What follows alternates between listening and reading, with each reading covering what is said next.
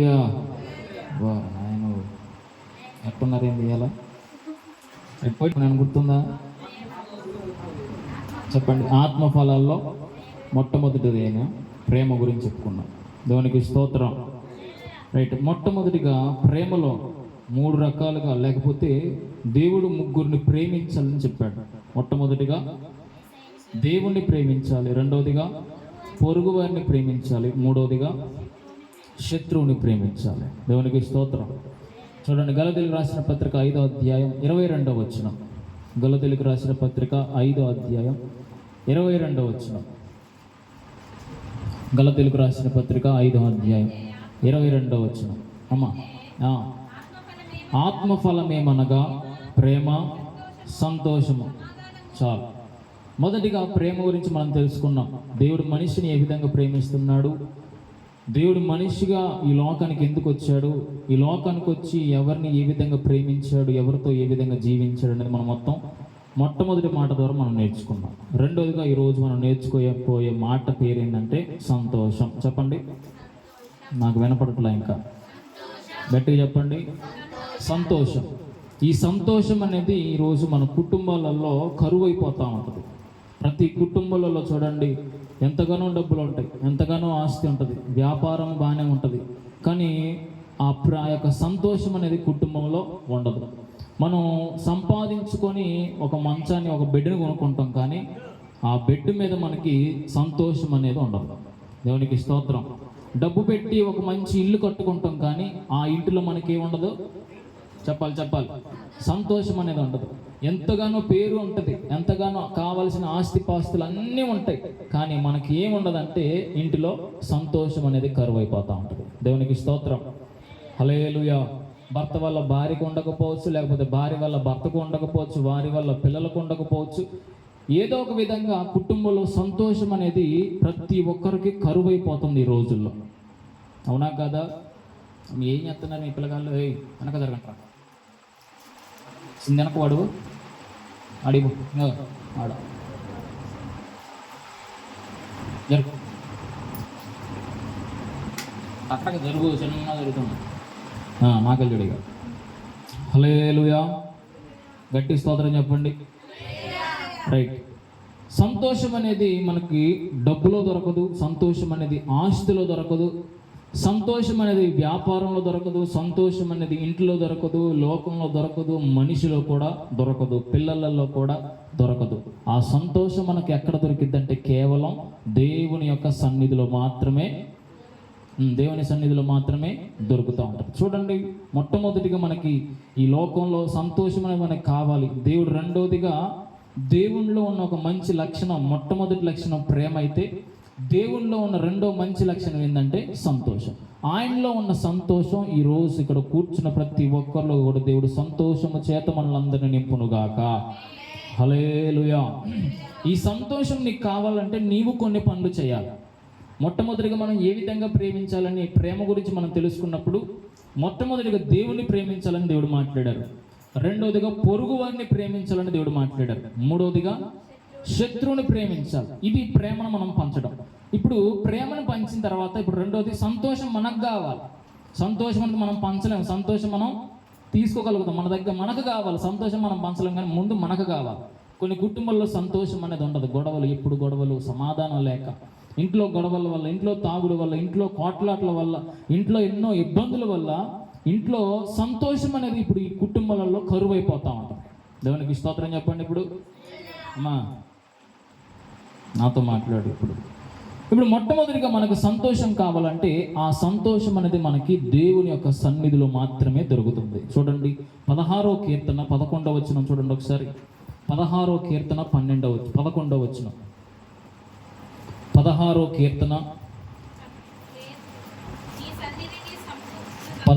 కీర్తన 11వ వచనం. నీ సన్నిధిలో సంపూర్ణ సంతోషము కలదు. చాలు. మొట్టమొదటిగా మనకి సంతోషం ఎక్కడ దొరుకుతుంది? చాలామంది డబ్బులో సంతోషం ఉందనుకుని డబ్బు సంపాదిస్తారు, కానీ ఆ డబ్బు ద్వారా మనం ఏది కొనుక్కున్నా దాంట్లో మనకి ఏం దొరకదు? సంతోషం దొరకదు. మనకి ఈ యొక్క మన భారతదేశంలో ఎవరు ధనవంతుడు అంటే మనం మొట్టమొదటిగా చెప్పే పేరు ముఖేష్ అంబానీ అంటారు. ఆ అంబానికి కొన్ని కోట్ల ఉంది, కానీ ఆ అంబానికి కూడా సంతోషం అనేది లేదు. మీకు తెలుసో తెలియదు. ఎందుకంటే అతనుకున్న 2 కొడుకులలో చిన్న కుమారుడికి మొన్నే 5,000 కోట్లతో పెళ్లి చేసిండు. ఎన్ని కోట్లు? 1 కోటి కాదు, 5,000 కోట్లు. ఒక పెళ్లి చేయడానికి 5,000 కోట్లు ఖర్చు చేసిండట.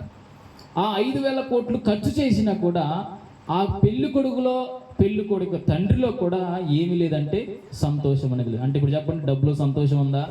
లేదు. నువ్వు డబ్బుతో కారు కొనుక్కోగలుగుతావు, డబ్బుతో బెడ్ కొనుక్కోగలుగుతావు, డబ్బుతో ఇల్లు కొనుక్కోగలుగుతావు, డబ్బుతో ఏదైనా కొనగలుగుతావు, కానీ ఆ డబ్బు ద్వారా కానీ కొనుక్కునే దాని ద్వారా కానీ నీకు సంతోషం అనేది దొరకదు. దేవునికి స్తోత్రం. ఇప్పుడు ఎక్కడ దొరుకుతుందంటే మొట్టమొదటిగా దేవుని యొక్క సంతోషం ఎక్కడ దొరుకుతుందంటే దేవుని యొక్క సన్నిధిలో దొరుకుతుంది. చెప్పండి, మొట్టమొదటి పాయింట్ ఏంటంట? దేవుని యొక్క సన్నిధిలో. సన్నిధి చెప్పండి అమ్మా. సన్నిధిని విడదీయండి. స ప్లస్ నిధి. నిధి అంటే ఇప్పుడు సన్నిధిలో ఏముంది చెప్పండి మనకి? ఇప్పుడు బంగారం. సన్నిధిలో వెండి దొరుకుతుంది, సన్నిధిలో ఆనందం దొరుకుతుంది, సన్నిధిలో సంతోషం దొరుకుతుంది, సన్నిధిలో ఆనందం దొరుకుతూ ఉంటుంది. సన్నిధికి వచ్చి నువ్వు ఏది అడగగలిగితే అది దేవుడు నీకు ఇస్తూనే ఉంటాడు. ఆమెను గట్టిగా చెప్పాలా? హల్లెలూయా.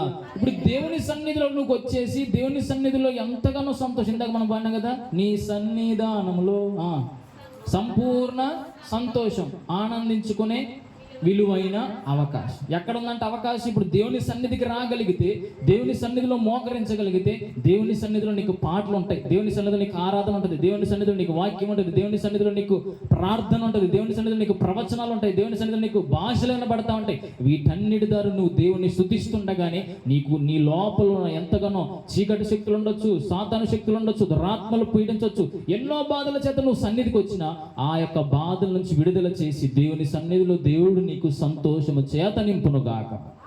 దేవునికి స్తోత్రం చెప్పండి గట్టిగా. కాబట్టి మొట్టమొదటిగా నీకు సంతోషం కావాలంటే నువ్వు ఎక్కడికి రావాలా? దేవుని సన్నిధికి రావాలి. దేవుని సన్నిధిలో నీకు ఏముందంట? సంతోషం ఉంది. రెండోది చూడండి, కీర్తనలు. అదే కీర్తనలు 1వ అధ్యాయం 1వ వచనం చూడండి. నడవక, నిలవక, కూర్చుండక యెహోవా ధర్మశాస్త్రమునందు ఆనందించుచు దివారాత్రములు దాన్ని ధ్యానించువాడు ధన్యుడు. దేవునికి స్తోత్రం చెప్పండి. ఒకసారి గట్టికి స్తోత్రం చెప్పండి. చేతులు పైకి లేపి స్తోత్రం చెప్పండి. చెప్పండి. మొట్టమొదటిగా సంతోషం ఎక్కడ ఉందంట? దేవుని సన్నిధిలో ఉంది. రెండోదిగా ఇక్కడ మనకి మొట్టమొదటి కనబడుతుంది, దుష్టుల ఆలోచన చొప్పున నడవద్దు, పాపుల మార్గంలో ఉండొద్దు, అపహాసకులు కూర్చుండే చోట కూడా కూర్చోవద్దు. ఇప్పుడు మరి ఏం చేయాలంటే దేవుని మాటలని, దేవుని వాక్యాన్ని, దేవుని యొక్క సన్నిధిని మనం చదువుతూ ధ్యానిస్తుండగానే దేవుడు నిన్నంట సంతోషము చేత నింపుతామంటాడు. దేవునికి స్తోత్రం. ఇక్కడ ఉంది యెహోవా ధర్మశాస్త్రమునందు ఆనందించుచు. ఆనందం అంటేనే సంతోషం. ఇప్పుడు నీకు సంతోషం ఎక్కడ దొరుకుతుంది తెలుసా? బైబిల్. నువ్వు బైబిల్ చదివినా, బైబిల్ ధ్యానించిన, వాక్యాన్ని విన్నా, దీన్ని చదవడం ద్వారా, వినడం ద్వారా, ధ్యానించడం ద్వారా ఇప్పుడు నీకేం కలుగుతుంది?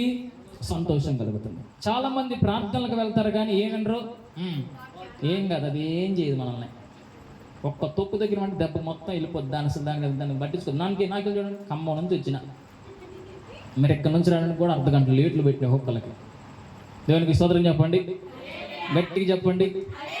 ఇప్పుడు వాక్యాన్ని చదవడం ద్వారా, రెండవది వాక్యాన్ని వినడం ద్వారా, మూడవది వాక్యాన్ని ధ్యానించడం ద్వారా ఇప్పుడు ఏం కలుగుతుంది? నీకు ఆనందం, లేకపోతే సంతోషం కలుగుతుంది. చాలా మంది మందిరానికి వచ్చి ప్రార్థన చేస్తారు, పాటలు పాడతారు, ఆరాధనలో ఉంటారు, అన్నిట్లో ఉంటారు, కానీ దేంట్లో ఉండరు? చెప్పు దేంట్లో ఉండరు? ఏది వినరు? ఏది వినే టైంకి ఏది వస్తుంది? కొంతమంది నిద్ర వస్తుంది, కొంతమందికి ఫోన్ వస్తుంది. హల్లెలూయా. ఇంకొంతమందికి ఇంకేందేందో వస్తూ ఉంటారు. దేవునికి స్తోత్రం చెప్పండి గట్టిగా. హల్లెలూయా. ఎందుకంటే సాతాను ఏం చేస్తుందంటే నిన్ను వాక్యం వినకుండా చేస్తూ ఉంటాం. కరెక్ట్గా వాక్యం వినేటానికి ఫోన్లు రావడం, కరెక్ట్గా వాక్యం వినడానికి నిద్ర రావడం, కరెక్ట్గా వాక్యం వినడానికి ఇంకెవరెవరో పిలవడం, ఇవన్నీ ఎందుకు చేస్తుందంటే నీవు వాక్యాన్ని విన్నా, వాక్యాన్ని చదివినా, వాక్య ప్రకారం జీవించిన, వాక్యాన్ని ధ్యానించిన, నీవు మారిపోయి సంతోషంగా ఉంటావని సాతానుగాడు నిన్ను విననివ్వడు, సాతానుగాడు నిన్ను ఉండనివ్వడు, సాతానుగాడు నిన్ను కూర్చోనివ్వడు, సాతానుగాడు నీ మనసుని పాడు చేసి అటు ఇటు చూడరా, అటు ఇటు ఆలోచించరా అని చెప్పేసి నీ మనసును తిప్పేస్తూ ఉంటాడు. హల్లెలూయా. సాతానికి మనం సంతోషంగా ఉండడం ఇష్టమా, ఏడుస్తూ ఉండడం ఇష్టమా? చెప్పాలి. ఏడుస్తూ ఉండడమే ఇష్టం. కానీ మనం కూడా చేద్దాం, ఆ ఏడుపుకే లోనైపోయి వాక్యం వినం. ఒకవేళ చదువు రాదనుకో, నువ్వేం చేయాలి? రెండోదిగా వాక్యాన్ని వినాలి. ఒకవేళ వినడానికి కూడా నీకు ఇంట్లో ఏమి లేవు, మరి అట్లాంటప్పుడు ధ్యానించాలి. ఏది ధ్యానించాలి? మరి ధ్యానించడానికి నాకు ఏం రాదు. అంటే నీకు తెలిసిన బైబిల్లో నీకు తెలిసిన ఒక వ్యక్తి గురించి, ఎవరో ఒకరు తెలుసు నీకు, ఆ వ్యక్తి గురించి నువ్వేం చేయాలి? ఆలోచిస్తూ ఉండాలి. దాన్ని ధ్యానించడం అంటారు. హల్లెలూయా. గట్టిగా స్తోత్రం చెప్పండి. నీకు అన్నం తినేటప్పుడు ఇష్టంతో తింటావా, కష్టంతో తింటావా? ఇష్టంతో తింటాం. ఇంకోటి, మనకు నచ్చిన కూరే వచ్చింది అనుకో, ఇంకప్పుడు ఇంకా చాలా ఇష్టంగా తింటాం. అదేవిధంగా నువ్వు వాక్యాన్ని కూడా ఇష్టంగా వినాలి, ఇష్టంగా ఆచరించాలి, ఇష్టంగా ధ్యానిస్తూ ఉండాలి. ఎప్పుడైతే నువ్వు వాక్యాన్ని ఇష్టంగా వింటావో, ఇష్టంగా దాన్ని స్వీకరిస్తూ ఉంటావో, అప్పుడు నీ లోపల ఉన్న బాధ వెళ్ళిపోతూ ఉంటుంది, నీ లోపలికి సంతోషం వస్తూ ఉంటుంది. దేవునికి స్తోత్రం. అందుకే భక్తుడు అంటున్నాడు, యెహోవా ధర్మశాస్త్రమునందు ఆనందించుచు దివారాత్రములు దాన్ని ధ్యానించువాడు ధన్యుడు. నువ్వు దివారాత్రులు దాన్ని ధ్యానిస్తే నువ్వు ధన్యుడిగా మార్చబడతావు. మొట్టమొదటిగా తెలుసా, ఆనందం కూడా నీకు కలుగుతూ ఉంటుంది. ఆనందంగా దాన్ని చదువుతూ ఉండాలి, ఆనందంగా దాన్ని ధ్యానిస్తూ ఉండాలి, ఆనందంగా దాన్ని వివరిస్తూ ఉండగలగాలి. దేవునికి స్తోత్రం చెప్పండి. మనకు నచ్చిన వారు ఎవరైనా ఫోన్ చేసారు అనుకో, ఎంత ఇష్టంగా మాట్లాడతాం, అవునా కదా? నువ్వు ఒకరితో మాట్లాడాలంటే నీకు ఫోన్ కావాలి, మరి దేవునితో నువ్వు మాట్లాడాలంటే ప్రార్థన చేయాలి, మరి దేవుడు నీతో మాట్లాడాలంటే బైబిల్. మరి నువ్వు ఇష్టంగా నువ్వు చదవగలిగితే, ఏ రోజు దేవుడు నీతో ఏమి మాట్లాడాలనుకుంటున్నాడో అది నీతో, నువ్వు బైబిల్ తెరవగానే దేవుడు నీతో మాట్లాడను గాక. దేవునికి స్తోత్రం చెప్పండి. ఈరోజు నువ్వు దేవుడు నీతో ఏమి మాట్లాడాలనుకుంటున్నాడో అది నువ్వు బైబిల్ తెరవగానే దేవుడు నీకు సిద్ధపరిచి ఉంటాడు. నువ్వు చదవడమే ఆలస్యం, దేవుడు నీతో మాట్లాడుతూనే ఉంటాడు. దేవునికి స్తోత్రం చెప్పండి. ఒక వ్యక్తి మనకు బాధలు ఉన్నాయి, మనకు సమస్యలు, మనకి ఇబ్బందులు ఉన్నాయి. సడన్గా దేవుడు ఒక సేవకుని ద్వారా ప్రవచన రీతిగా మనతో మాట్లాడానుకో, మనకు సంతోషం ఉంటుందా, బాధ ఉంటుందా? చెప్పాలి. సంతోషం ఉంటుంది. ఎందుకు? ఎవరు మాట్లాడకపోయినా దేవుడు మాట్లాడితే సంతోషం. మరి వాక్యం ద్వారా దేవుడు మనతో మాట్లాడ్డా? చెప్పాలి. ప్రవచనం ద్వారా దేవుడు మనతో మాట్లాడ్డా? దర్శనం ద్వారా దేవుడు మనతో మాట్లాడ్డా? పాట ద్వారా మాట్లాడుతాడు, ప్రార్థన ద్వారా మాట్లాడుతాడు, ప్రవచన రీతిగా మాట్లాడుతాడు, దర్శన రీతిగా మాట్లాడుతాడు, చిన్న పిల్లల ద్వారా కూడా మాట్లాడగలుగుతాడు దేవుడు. హల్లెలూయా. ఇన్ని విధాలుగా దేవుడు నీతో మాట్లాడడానికి ఇన్ని రకాల మార్గాలు తెలుసుకొని దేవుడు నీతో మాట్లాడుతున్నాం. మనం ఏం చెయ్యం? వినం, పట్టించుకోం. మనకి ఎందుకులే, అయ్యగారు ఇంతే చెప్తులే, మన సోది మనది, వాయిగా సోది అయ్యగారిది, మనకి ఎందుకులే అని చెప్పేసి అనుకో, నీ కుటుంబంలో ఎప్పుడు కూడా సంతోషం అనేది ఉండదు. దేవునికి స్తోత్రం చెప్పండి గట్టిగా. హల్లెలూయా. కాబట్టి వాక్యాన్ని మనం ఆనందిస్తూ చదవాలి. సంతోషం అప్పుడు నీ కలుగుతూ ఉంటుంది. వాక్యంలో జీవం ఉన్నది, వాక్యంలో ఆనందం ఉన్నది, వాక్యంలో స్వస్థత ఉన్నది. వాక్యం ద్వారానే నువ్వు సరిచేయబడతావు. అదే వాక్యం ద్వారా నువ్వు పరలోక రాజ్యంలో కూడా అడుగు పెడతావు. అందుకే నువ్వేం చేయాలి? వాక్యాన్ని ఎప్పటికప్పుడు నువ్వు ప్రతిరోజు పొద్దున్న లేవగానే ఏం చేయాలా? చదువుతూ ఉండాలి, ధ్యానిస్తూ ఉండాలి. దానికి స్తోత్రం చెప్పండి గట్టిగా. కాబట్టి మొట్టమొదటిగా ఎక్కడుంది సంతోషం?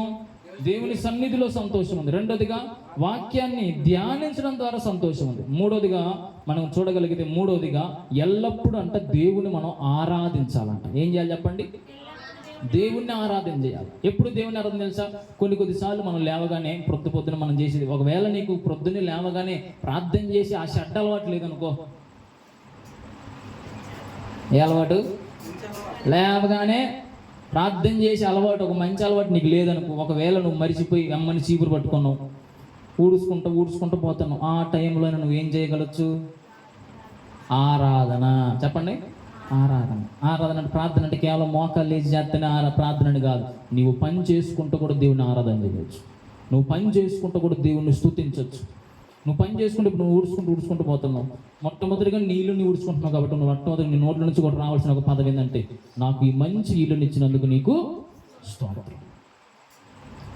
దేవుడు నీకు ఏదైతే నీ జీవితంలో నీకు ప్రసాదించాడో, నీకు ఇచ్చాడో, వాటన్నిటిని బట్టి నువ్వు ప్రతిరోజు దేవునికి ఏం చేయాలా? స్తోత్రాలు చెల్లించాలి, కృతజ్ఞతాస్తుతులు చెల్లిస్తూ ఉంటారు.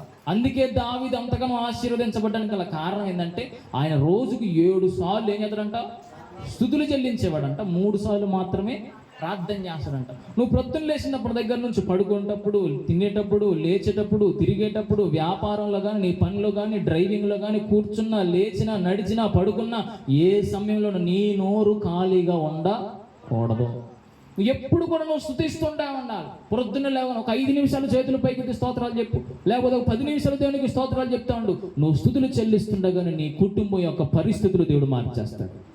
నీ కుటుంబంలో దాగి ఉన్న సాతాను శక్తులన్నీ వెళ్ళిపోతా ఉంటాయి. నీ కుటుంబాన్ని ఎంతగానో పాడు చేస్తూ ఆనందం లేకుండా, సంతోషం లేకుండా, సమాధానం లేకుండా ఎంతగానో నీ కుటుంబంలో బాధ ఉందో, నువ్వు ప్రొద్దున లేవగానే స్తుతులు చెల్లిస్తుండగానే నీ స్తుతి నీ స్థితిని మార్చేస్తుంది. దేవునికి స్తోత్రం చెప్పు గట్టిగా. కాబట్టి నువ్వు ప్రొద్దున లేవగానే చేయవలసిన పని ఏంది? దేవుణ్ణి ఆరాధించాలి, లేకపోతే దేవుణ్ణి స్తుతులు చెల్లించాలి. పని చేస్తూ స్తుతులు చెల్లించు, వంట చేస్తూ స్తుతులు చెల్లించు, లేకపోతే పడుకుంటప్పుడు దేవునికి స్తుతులు చెల్లించు. నీకు వచ్చిన పాట పాడతామంటు. నువ్వు పాట పాడినా స్తుతే, ప్రార్థన చేసినా కూడా అది స్తుతే. నువ్వు ప్రొద్దున లేవగానే నీకు కనపడుతున్న వాటి అన్నిటిని బట్టి కూడా, నీ భర్తను బట్టి దేవుని నీకు స్తోత్రం, నా భార్యను బట్టి నీకు స్తోత్రం, నా పిల్లల్ని బట్టి నీకు స్తోత్రం, నాకు ఇచ్చిన అయ్యగారిని బట్టి నీకు స్తోత్రం. ఆయన అయ్యగారి గురించి ఎప్పుడైనా ప్రార్థన చేస్తారా? చేస్తున్నారా లేదా? నువ్వు చేయట్లేదు, అయితే అబద్ధాలు ఆడుతున్నారు మీరు. చేస్తాను అమ్మ, వందనాలు. దేవునికి స్తోత్రం చెప్పండి గట్టిగా. హల్లెలూయా. ప్రతి దానిని బట్టి నువ్వు ఏం చేయాలంటే దేవునికి స్తోత్రాలు చెల్లించాలి. నువ్వు ఎప్పుడైతే స్తోత్రాలు చెల్లిస్తావో, స్తోత్రాలు చెల్లిస్తుండగానే నీ ఇంట్లో ఉన్న బాధ వెళ్ళిపోనుగాక, నీ ఇంట్లో ఉన్న శోధనలు వెళ్ళిపోనుగాక, నీ ఇంట్లో ఉన్న రోగాలు వెళ్ళిపోనుగాక, నీ ఇంట్లో ఉన్న సమస్యలు వెళ్ళిపోనుగాక, నీ ఇంట్లోనికి సంతోషము సమాధానము వచ్చునుగాక. ఇప్పుడు ఏది బయటికి పోవాలా? నీ ఇంట్లో ఉన్న ప్రతి సాతాను ప్రభావాలు బయటికి పోతే నువ్వు స్తుతులు చెల్లిస్తుండగా నీ స్థితి మారిపోయి నీ కుటుంబం అంతా సంతోషముగా మారిపోతాయి. దేవునికి స్తోత్రం చెప్పండి గట్టిగా. చెప్పండి. మొదటిది ఏంటంట? దేవుని సన్నిధిలో సంతోషం. రెండోది వాక్యాన్ని ధ్యానించడం ద్వారా సంతోషం. మూడోది దేవుని ఆరాధించడం ద్వారా సంతోషం. ఇక నాలుగోది చూడండి. నాలుగోదిగా లూకాసు వార్త 19వ అధ్యాయం, లూకాసు వార్త 19వ అధ్యాయం 5 నుంచి 7 వచనాలు. లూకాసు వార్త 19వ అధ్యాయం 5 నుంచి 7 వచనాలు. వచ్చినప్పుడు కన్నులెత్తి చూచి, జక్కయ్య త్వరగా దిగుము,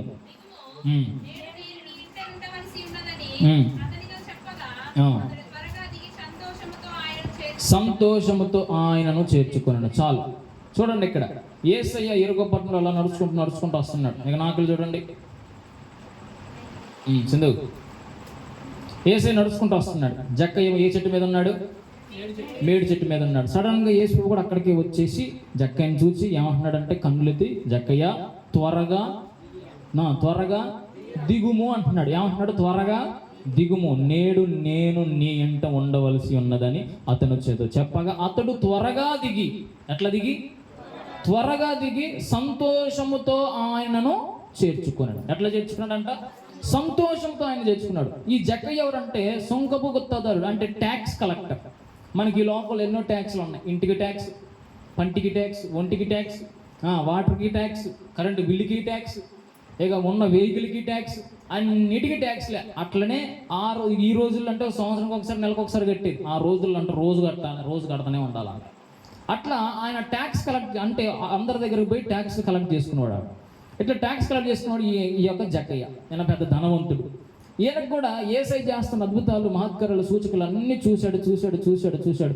ఏదో ఒక రోజు ఆయన ఇంటి నుంచి పోతానని చెప్పేసి ఆయన చూడాలని ఆశతో పోయి జక్కయ్య చెట్టు ఎక్కిండు. సడన్గా యేసయ్య కూడా అక్కడికి వచ్చిండు. మనకంతా తెలిసిందే. ఇదంతా వినపడట్లే, కనపడుతుందిగా వినపడట్లే. యేసయ్య వచ్చేసిండు. అమ్మన్నే, జక్కయ్య త్వరగా దిగుము, నేను నీ ఇంట ఉండవలసి వచ్చినది. ఇప్పుడు ఏం చేసింది తెలుసా? జక్కయ్య త్వరగా దిగి ప్రభువును చేర్చుకున్నాడు. సంతోషం కలగాలంటే మొట్టమొదటి నువ్వు చేయవలసింది అక్కడ ఏం తెలుసా? మొదటిగా దిగాలి. చెప్పండి అమ్మా. ఎక్కడి నుంచి? ఆయన చెట్టు మీద నుంచే దిగిలే. నువ్వు గర్వంలో నుంచి నువ్వు దిగాల, డబ్బులో నుంచి నువ్వు దిగాల, వ్యాపారంలో నుంచి దిగాల. నాదే, నేనే, నా వల్లే అని అంటావు చూడు. వాటిలో నుంచి నువ్వు దిగితే అప్పుడు నీ ఇంట్లోకి యేసయ్య వస్తాడు. హల్లెలూయా. కొంతమందికి ఎంత గర్వమో, డబ్బు ఉందని గర్వం, అన్ని ఉన్నాయని గర్వం, అసలు ఏమి లేకపోయినా కూడా గర్వం ఉన్నట్టు బిల్డప్లు, మామూలు బిల్డప్లు లేరు కొంతమంది. ఆ గర్వంలో నుంచి నువ్వు ఇప్పుడు ఏం చేయాలా చెప్పు? దిగాల. నువ్వు ఎప్పుడైతే దిగుతావో, దిగి నువ్వు దేవుణ్ణి చేర్చుకుంటే అప్పుడు నీ ఇంట్లోకి సంతోషం వస్తుంది. దేవునికి స్తోత్రం చెప్పండి. ఆయన ఎట్లా తింటా, త్వరగా దిగిరా అంటే వెంటనే దిగాడంట. నువ్వు దిగి వెంటనే ఇప్పుడు ఏం చేయాలి తెలుసా, దేవుని ఇంట్లోకి చేర్చుకోవాలి. అప్పుడు యేసయ్య కూడా నీ ఇంట్లోకి వస్తాడు. నీ ఇంటిలోనికి యేసయ్య వస్తే నీ ఇంట్లోకి సంతోషం కూడా వస్తుంది. దేవునికి స్తోత్రం చెప్పండి గట్టిగా. సంతోషం మనకి ఎలా కలుగుతుందంటే ప్రభువును ఇంట్లో చేర్చుకుంటే కలుగుతుంది. నాలుగోది ఏంటంటే యేసయ్యని ఇంట్లో చేర్చుకుంటే సంతోషం వస్తుంది. యేసయ్య నీ ఇంట్లో లేడనుకో గొడవలే, యేసయ్య నీ ఇంట్లో లేడనుకో తగాదాలే, యేసయ్య నీ ఇంట్లో లేడనుకో ఇబ్బందులే, యేసయ్య నీ ఇంట్లో లేడనుకో ఎప్పుడు గొడవలే, ఎప్పుడు తగాదాలు, ఎప్పుడు త్రాగుడు, చికాకులు, తనాడు, ఇష్టానుసారంగా కుటుంబం అనేది పాడైపోతూ ఉంటుంది. నీ ఇంట్లో యేసయ్య ఉన్నాడనుకో నీ ఇంట్లో సంతోషం అనేది ఉంటుంది. ఆమేన్ చెప్పు. హల్లెలూయా. మన ఇంట్లో ఎవరు ఉండాలా చెప్పాలి, యేసయ్య ఉండాలి. యేసయ్య ఉండనుకో యేసయ్య ప్రకారమే, యేసయ్య చిత్త ప్రకారమే, యేసయ్య లాగానే మన కుటుంబం, మన పిల్లలు, మన భార్య భర్తలు అందరూ కూడా నడుస్తారు. మన ఇష్టం కాదు, దేవుని ఇష్టమే మన ఇంట్లో పనిచేస్తూ ఉంటాం.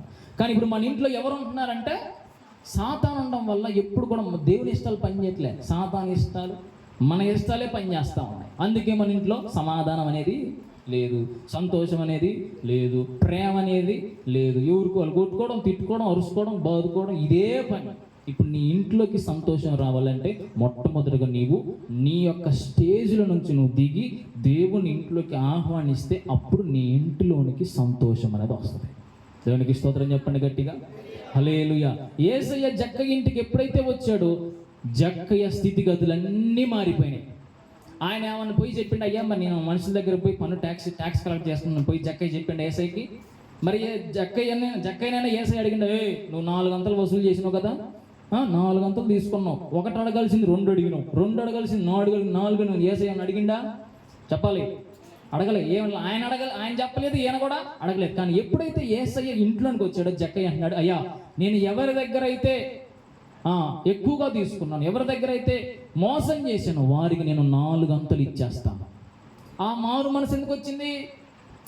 యేసయ్య ఇంట్లోకి వచ్చాడు కాబట్టి. యేసయ్య ఎవరి ఇంటిలో అయితే ఉంటాడో ఆ ఇంట్లో పాపానికి స్థలం అనేది ఉండదు.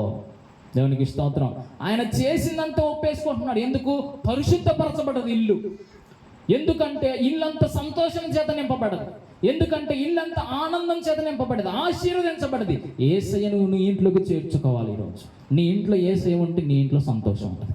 యేసయ్య నీ ఇంట్లో ఉంటే సమాధానం ఉంటుంది. యేసయ్య నీ ఇంట్లో ఉంటే ప్రేమ అనేది ఉంటుంది. నీ ఇంట్లో యేసయ్య లేకపోతే నీ ఇంట్లో ఎప్పుడు గొడవలే ఉంటాయి, నీ ఇంట్లో ఎప్పుడు కోట్లాట్లు జరుగుతూ ఉంటాయి, నీ ఇంట్లో ఎప్పుడు త్రాగుడు ఉంటూనే ఉంటుంది, నీ ఇంట్లో ఎప్పుడు సాతానే ఏలుబడి చేస్తూ ఉంటాడు. నువ్వు ఎంతగానో ప్రార్థన చేసినా నీ ఇంట్లో దేవుడు లేకపోతే నువ్వు ఎంతగానో ప్రార్థన చేసినా అదంతా వ్యర్థమైపోతావు. దేవునికి స్తోత్రం చెప్పండి గట్టిగా. హల్లెలూయా. కాబట్టి 4వది ఏమన్నాడంటే నీ స్థానంలో నుంచి నువ్వు దిగి దేవుణ్ణి చేర్చుకుంటే అప్పుడు నీకు సంతోషం అనేది కలుగుతుంది. దేవునికి స్తోత్రం. ఇక 5 చూడండి, ద్వితీయోపదేశకాండం 12వ అధ్యాయం. ద్వితీయోపదేశకాండం 12వ అధ్యాయం 6వ వచనం.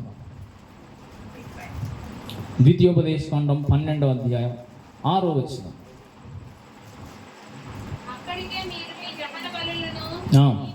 మీ బలులను, మీ దశమ భాగములు, ప్రతిష్టార్పణలు, మీరు చేయు నైవేద్యములు, మీ మ్రొక్కుబడి అర్పణలు, స్వేచ్ఛార్పణలు, పశువుల్లో, గొర్రెల్లో, మేకల్లో తొలిచూలు వాటిని తీసుకొని రావలెను. మీరును మీ దేవుడైన యెహోవా మిమ్మల్ని ఆశీర్వదించి మీకు కలుగజేసిన మీ కుటుంబములను మీ దేవుడైన యెహోవా సన్నిధిని భోజనము చేసి మీ చేతి పనులన్నిటి యందు సంతోషింపవలెను. దేవునికి స్తోత్రం చెప్పండి. మొట్టమొదటిగా ఏంటంట? దేవుని సన్నిధిలో సంతోషం ఉన్నది. రెండోదిగా వాక్యాన్ని ధ్యానించడం ద్వారా సంతోషం. మూడోది ఎల్లప్పుడూ దేవుని ఆరాధించడం ద్వారా సంతోషం. యేసయ్యను ఇంటిలో చేర్చుకుంటే సంతోషం. ఇప్పుడు 6వది ఏంటో తెలుసా? దేవునికి ఇవ్వడం ద్వారా సంతోషం. చెప్పండి ఏంటంట?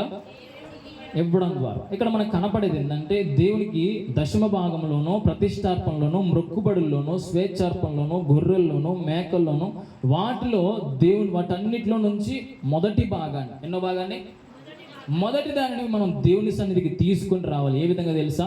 కుటుంబ సమేతంగా. దేవునికి ఇవ్వవలసిన వాటిని దేవుని తీసుకొని రావాలి. రెండోదిగా నువ్వు చేయవలసింది, నువ్వు కుటుంబ సమేతంగా దేవుని సన్నిధికి రాగలగాలి. ఎప్పుడైతే నువ్వు దేవునికి ఇస్తూ నువ్వు రెండోదిగా కుటుంబ సమేతంగా నువ్వు దేవుని సన్నిధిలో గడపగలిగితే అప్పుడు నీ కుటుంబంలో సంతోషం అనేది ఉంటుంది. దేవునికి స్తోత్రం చెప్పండి గట్టిగా. హల్లెలూయా. మొట్టమొదటిగా కుటుంబం అంతా ప్రార్థనకి రావాలంట. ఈరోజు ఏమో భర్త వస్తే భార్యలు రాలేరు మందిరాలకి, లేకపోతే భార్య వస్తే భర్త రారు, లేకపోతే వీళ్ళిద్దరు వస్తే ఎవరు రారు? తోకలు రావు. రెండు తోకలు ఉంటాయి, 2-3 తోకలు. ఆ తోకలు రావు. అదే స్కూల్కి అయితే కొట్టి మరీ పంపిస్తాం, అదే ప్రార్థనకి అయితే కొట్టకుండా తీసుకొస్తాం.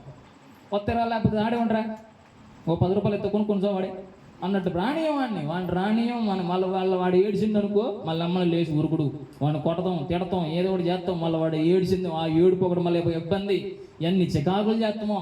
అవునా కదా? అదే స్కూల్కి అయితే టయానికి రే 8ంటికి స్కూల్, 7ంటికి లేవాలా, మరి ప్రార్థన చేయాలరా 6ంటికి లేవాలంటవా? అంత మంచి మాట మనకి ఎందుకు అవుతుంది?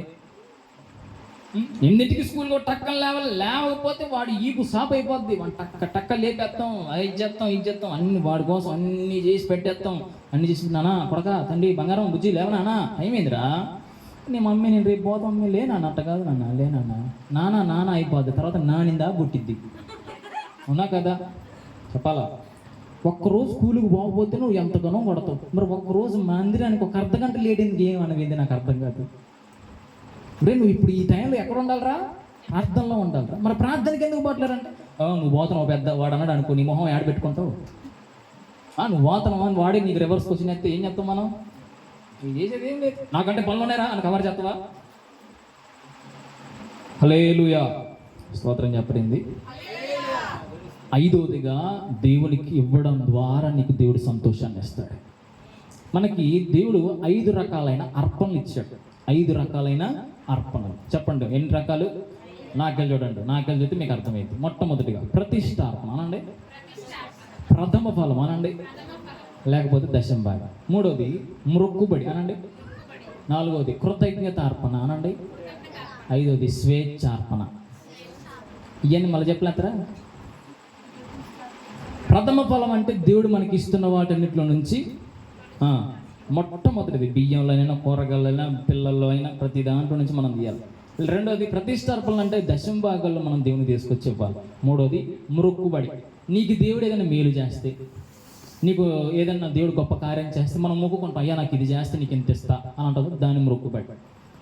4వది ఏంటంటే కృతజ్ఞత అర్పణ. ఏంటిది? కృతజ్ఞత. దేవుడు నీకు చేసిన మేలును బట్టి కృతజ్ఞతగా ఇచ్చే కానుకనే కృతజ్ఞత అర్పణ అంటారు. హల్లెలూయా. గట్టిగా స్తోత్రం చెప్పండి. ఇక చివరికి ఏంటంటే స్వేచ్ఛార్పణ. స్వేచ్ఛార్పణ అంటే మనష్టపూర్వకంగా ఇచ్చేది. అదేదో ఇవ్వడం వల్ల నీకు మేలు అని కాదు, ఇవ్వకపోవడం వల్ల నష్టం అని కాదు. ఇచ్చినా ఇవ్వకపోయినా దేవుడు ఏమండు. కానీ స్వేచ్ఛార్పణ అనేది నీ అంతటా నీవు దేవునికి ఏదైనా మీటింగులు పెడుతున్నా, ఎక్కడికైనా వెళుతున్నా, నీ అంతటా నీవు స్వేచ్ఛగా ఇచ్చేదాన్ని స్వేచ్ఛార్పణ అంటారు.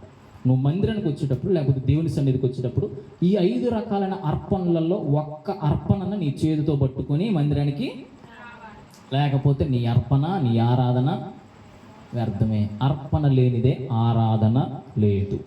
దేవునికి స్తోత్రం. ఏమైనా కనపడుతుంది ప్రతిష్టార్పణలో ప్రథమ ఫలాల కింద ఒక్కటి మొత్తం కవర్లే. దేవునికి స్తోత్రం చెప్పండి గట్టిగా స్తోత్రం చెప్పండి. హల్లెలూయా. నువ్వు దేవునికి ఇవ్వడం ద్వారా నీకు దేవుడు సంతోషాన్ని ఇస్తా అంటున్నాడు. ఎందుకంటే నా మందిరంలో ఆహారం ఉండునట్లు మీరు 10వ భాగమంతయు తీసుకొని ఇంట్లో పెట్టుకోండి అన్నాడు. ఏమన్నాడు? 2 అన్నాడు. కానీ మనం ఏం చేస్తాం? అయ్యో వద్దులే, మా అయ్యగారితో మాకేం పర్లేదు, నీకు ఏమో మేమే తింటాం. ఈరోజు మొత్తం అక్కడ వాక్యం కూడా అదే. ఎట్లా దశంభాగం, ఎట్లా బియ్యంలో నుంచి ఎట్లా తీయాలో కూడా మొత్తం క్లియర్గా సినిమా చూపిస్తాను అందరికి ఇవ్వాలి. దేవునికి స్తోత్రం చెప్పండి. మనం దేవునికి ఇవ్వకపోవడం వల్ల కూడా నీ కుటుంబంలో సంతోషం అనేది కరువు అయిపోతూ ఉంటుంది. నీకు 10,000 వచ్చినాయి వెంటనే దాంట్లో దశంభాగం ఎంత? 1000 రూపాయలు. మొట్టమొదటి 1000 రూపాయల, చివరి 1000 రూపాయల.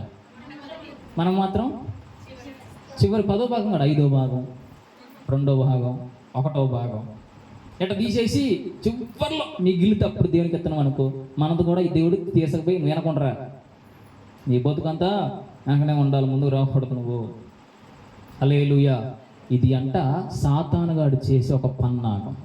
సాతానుగాడు నిన్ను ఇవ్వనీయకుండా చేస్తామంటాడు. దేవునికి స్తోత్రం చెప్పండి గట్టిగా. నువ్వు ఏది తింటున్నా, ఏది కొనుక్కుంటున్నా, ఏది నువ్వు అనుభవిస్తున్నా వాటిలో నుంచి నువ్వు దేవునికి తీసుకొని రావాలి. ఎందుకంటే అది నీవు దేవునికి ఇస్తున్నది కాదు, నీ సేవకునికి ఇస్తున్న జీతము అని బైబిల్లో ఉంది. దేవునికి స్తోత్రం చెప్పండి గట్టిగా. హల్లెలూయా. కాబట్టి నీ ఇంటిలో నీ కుటుంబంలో సంతోషం కలగాలంటే నీ దేవుడు అంటున్నాడంటే నీ ధనములో దేవుని సన్నిధికి, నీ ధనాన్ని దేవుని సన్నిధికి, నీ ధనాన్ని దేవుని యొక్క పరిచర్యకు, నీ ధనాన్ని దేవుని యొక్క సేవకునికి నువ్వు ఉపయోగించాలి. ఎప్పుడైతే నువ్వు దేవునిగా నీ యొక్క సంపాదనలో నుంచి 10వ భాగం తీసుకుని దేవునికి ఉపయోగిస్తావో నువ్వు ఇచ్చేదాన్ని బట్టి నువ్వు ఆశీర్వదించబడతావు. నువ్వు ఇచ్చేదాన్ని బట్టి దేవుడు నీ కుటుంబంలో సంతోషాన్ని నింపుతాడు. ఒక్క ఆమెను కూడా రాలా ఉద్దయ్య గారు మాకు ఇవ్వడం ఇష్టం లేదు అందుకే మేము ఆమెను అలా అంటారా? దేవునికి స్తోత్రం చెప్పండి గట్టిగా. హల్లెలూయా. సంతోషం ఎక్కడుందంటే దేవునికి ఇవ్వడంలో.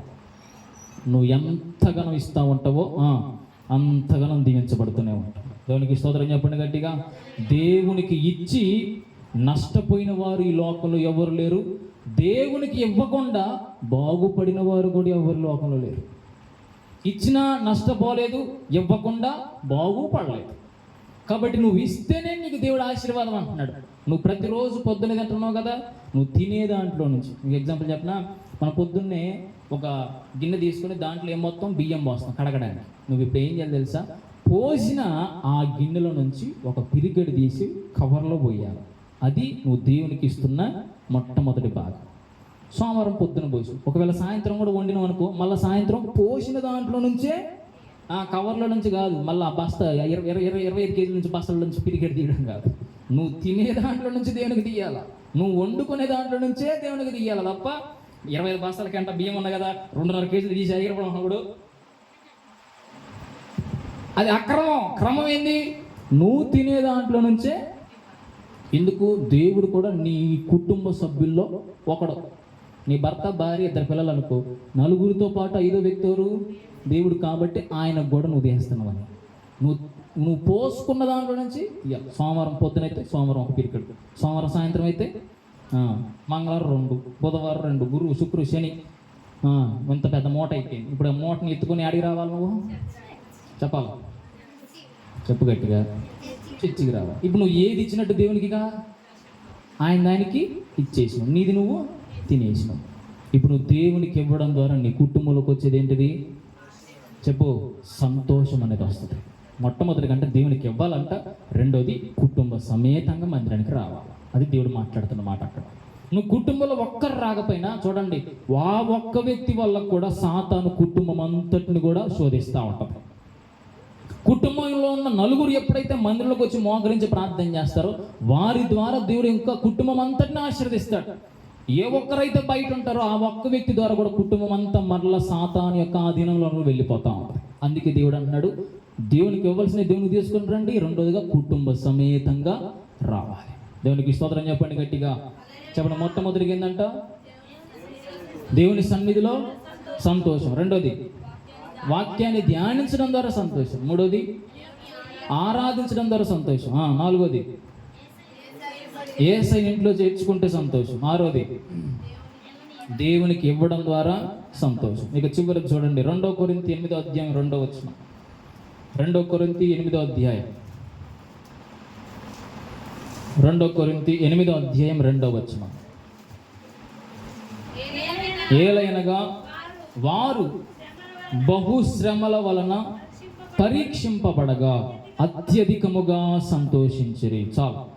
7వదిగా చివరిగా 6వదిగా దేంట్లో మనకి సంతోషం అంటే శ్రమల ద్వారా సంతోషం. చెప్పండి అమ్మా, గట్టిగా చెప్పాలా.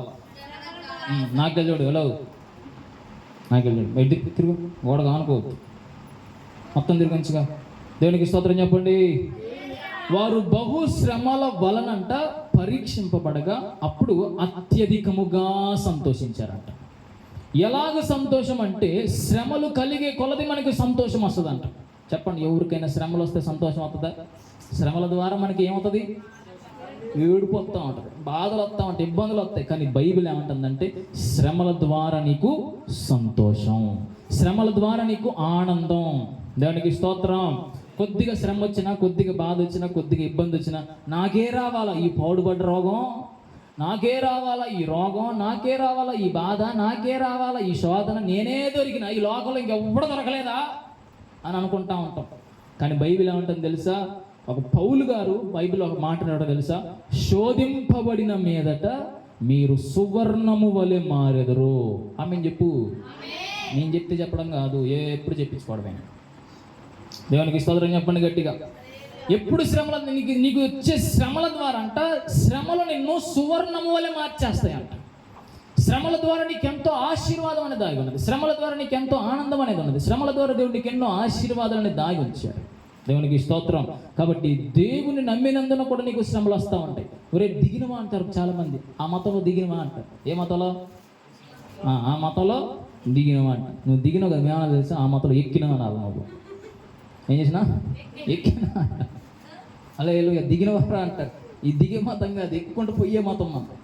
అది మనది మతం కూడా కాదు, మనది మార్గం. దేవునికి స్తోత్రం. హల్లెలూయా. ఈ విధంగా నీకు ఒకప్పుడు శ్రమలు వస్తూ ఉంటాయి, బాధలు వస్తూ ఉంటాయి. ఎవరికి బాధలు, ఎవరికి శ్రమ వస్తాయి తెలుసా? ఎవరైతే నిజమైన క్రైస్తవులైన వారికి మాత్రమే ఎప్పుడు శ్రమలు అనేవి వస్తూ ఉంటాయి. క్రైస్తవులకు మాత్రమే శ్రమలు వస్తూ ఉంటాయి. ఎవరైతే మంచిగా భక్తి చేస్తారో వారికే శ్రమలు వస్తాయి. ఒకవేళ నీకు శ్రమలు రావట్లే, ఇబ్బందులు రావట్లే, రోగాలు రావట్లే, నిందలు రావట్లే, అవమానాలు రావట్లే, ఏమి రావట్లేదు అంటే నువ్వు క్రైస్తవుడివే కాదు.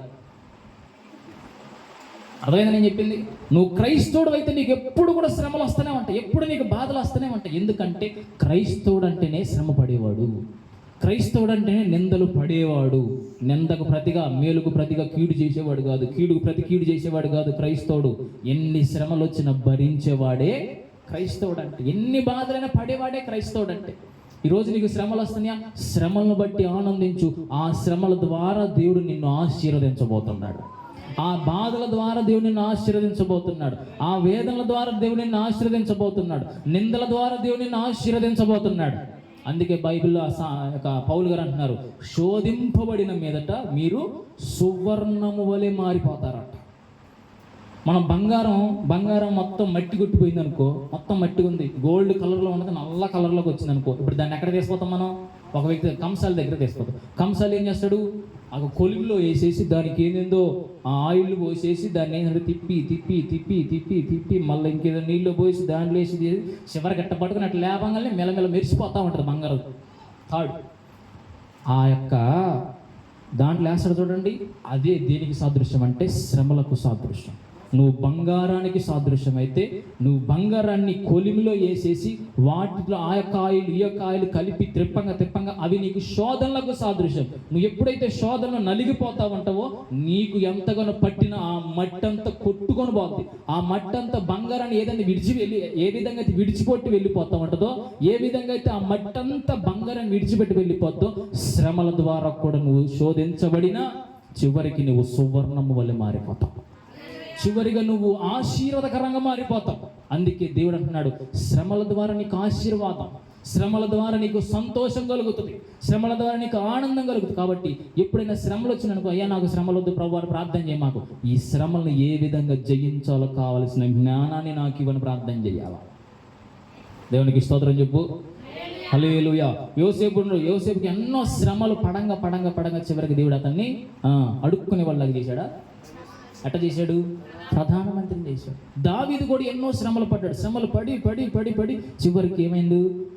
ఇజ్రాయేల్ ప్రజలందరికీ మహారాజు అయిపోయాడు. ఇప్పుడు చెడిపోయినట్టుందా? శ్రమలు పడ్డాక, ఇబ్బందులు పడ్డాక ఎన్నో బాధలు పడ్డాడు. అయినా కూడా చివరికి దేవుడు ఏం చేసిండు? రాజును చేశాడు.